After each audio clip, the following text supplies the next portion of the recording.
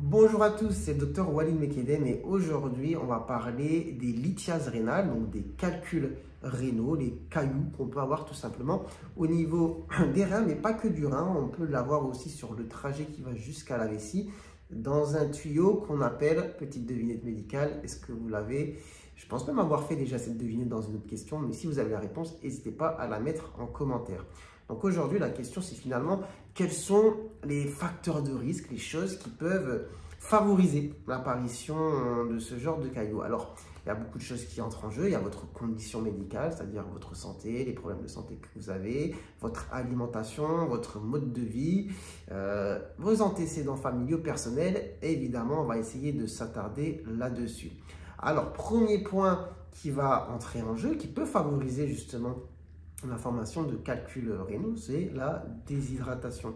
Donc en tout cas, ce qui concerne vos apports en eau. Donc, vous savez bien que l'eau c'est indispensable, qu'il faut en consommer. À chaque fois on dit au minimum 1,5 litre, mais en vérité sur une journée il faut quand même en boire plus en fonction un petit peu de ce qu'on fait, et surtout si on a bougé, fait du sport, transpiré, ça dépend aussi de notre condition physique, si on prend des traitements, etc. Bon, on va dire que le minimum quand même c'est 1,5 litre, d'accord? Et je sais très bien que parmi vous, il y en a qui ne terminent pas une bouteille sur la journée. Donc ça, c'est quand même quelque chose sur lequel il faut travailler. Il faut essayer de boire un petit peu plus et de boire de l'eau.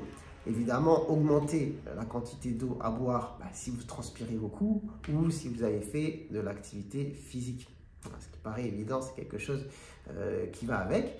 Et évidemment, quand on parle des hydratations, eh bien forcément, si vous êtes amené à être souvent dans des endroits où il fait très chaud, des pays très chauds, vous voyagez beaucoup, ben voilà, ça peut être aussi un facteur favorisant du fait que vous perdez pas mal d'eau. Donc, très important de boire beaucoup. Ensuite, on parle d'eau, on va parler d'alimentation. Alors, l'alimentation peut jouer, mais en vérité, c'est compliqué de dire qu'est-ce que vous pouvez manger, qu'est-ce que vous ne pouvez pas manger. Parce qu'il faut avoir une alimentation équilibrée. La vérité, c'est qu'il y a différents types de calculs. On a des calculs d'acide urique, on a des calculs d'oxalate de calcium, on a des calculs de cystine. Ces différentes compositions et ces éléments, ils viennent de différentes sortes d'alimentation. Donc la seule règle peut-être à mettre en place, c'est d'avoir une alimentation variée sans excès. Parce qu'avec un excès, par exemple, de protéines animales, etc., vous pourriez favoriser des calculs d'acide urique, mais avec une alimentation, avec beaucoup d'aliments riches en ce qu'on appelle oxalate, comme les épinards, et d'autres, mais je ne connais pas toute la liste, eh bien, vous pourrez favoriser justement des calculs d'une autre composition.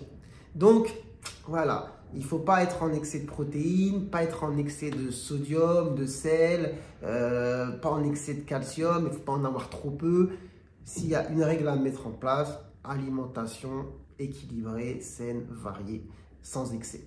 Point. Franchement, on va faire pas plus simple, mais effectivement, en fonction de la composition de certains calculs, il y a des alimentations qui favorisent la formation. Mais ce n'est pas pour autant que si vous mangez beaucoup de ça, vous allez en avoir. Après, c'est aussi une prédisposition en fabriquer, etc. Mais en général, quand vous avez déjà fait un calcul, si on a analysé, qu'on vous dit, voilà, c'est un calcul, par exemple, d'acide urique, on va vous dire, voilà, dans votre situation, sachant que vous en avez fait un, vaut mieux éviter de trop manger cela. Ok? Troisième point, les médicaments. Donc, il y a des médicaments qui peuvent favoriser la fabrication de calculs, comme certains diurétiques, donc des médicaments qui font beaucoup uriner, comme les diurétiques thiazidiques. Alors, vous ne savez peut-être pas si vous en prenez, mais souvent, c'est un traitement qu'on utilise dans l'hypertension artérielle. Donc, par exemple, voilà, regardez sur la boîte, demandez à votre médecin, est-ce que mon médicament pour la tension, c'est un diurétique? Est-ce que c'est un diurétique thiazidique, par exemple? Voilà, après, par exemple, il ne faut pas exagérer sur la prise de vitamine D aussi ou de calcium. Alors, il y a des médicaments comme ça, et les listes peuvent être longues, mais qui peuvent favoriser dans une certaine mesure la fabrication de calculs.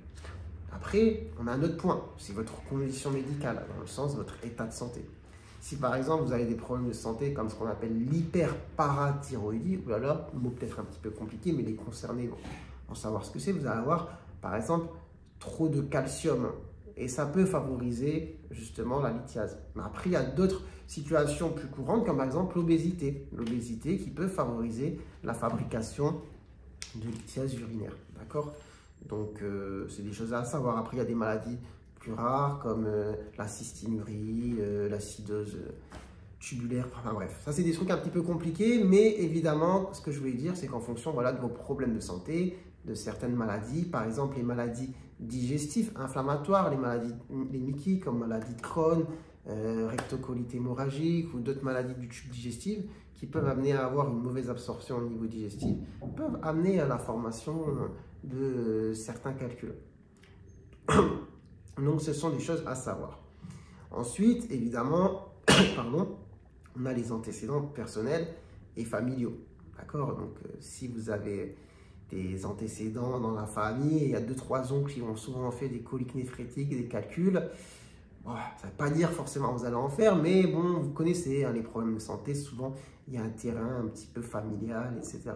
Et d'autant plus si vous-même vous en avez fait, bon, vous savez, et on n'espère pas que ça revienne, que bah, forcément c'est déjà arrivé une fois, c'est pas impossible que ça le refasse. D'accord? D'où l'importance de mettre en place certaines mesures. Ensuite, que dire? Eh bien, il y a aussi le manque d'activité, le fait d'être trop sédentaire, d'être trop alité, surtout l'alitement. En fait, dans une forme extrême, c'est plus l'alitement, voilà, être tout le temps allongé. Eh bien, ça peut favoriser aussi ce genre de choses. Donc voilà, bah écoutez, je pense avoir fait un petit peu le tour. Après, évidemment, je n'ai pas fait une liste exhaustive. Et d'ailleurs, pardonnez-moi si j'oublie des trucs qui vous paraissent importants et que je n'ai pas dit. Et si c'est le cas, j'hésiterai pas à les mettre en commentaire. En tout cas, si vous avez des questions, n'hésitez pas à les poser. Et si vous avez des ajouts à faire, n'hésitez pas à les faire. En attendant, moi écoutez, je vous dis prenez soin de vous, prenez soin de votre santé. Et puis surtout, n'oubliez pas de vous abonner si vous découvrez la chaîne, ce serait sympa. Et de partager cette vidéo si vous pensez qu'elle peut être utile à d'autres. Et sur ce, bah écoutez, à très bientôt, je l'espère, pour de nouvelles vidéos. Ciao, ciao.